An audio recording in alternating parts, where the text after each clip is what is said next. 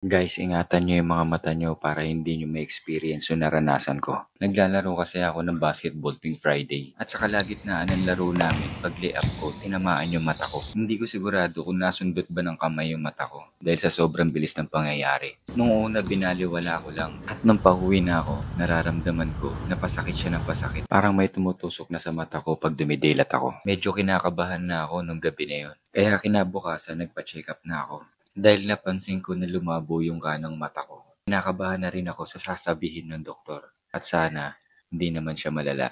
Mukhang magaling yung doktor.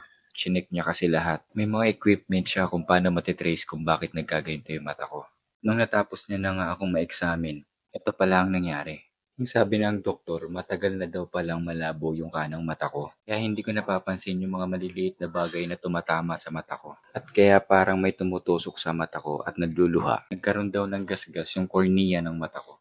Kaya sabi ng doktor, kailangan ko na daw magsalamin para sa proteksyon din ng mata ko.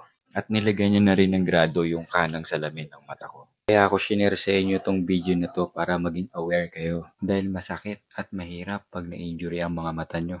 Kaya please guys, ingatan nyo yung mga mata nyo. Sobrang hirap pag na-injury ka sa mata. Bali 2,500 nga pala ang nagastos namin dito.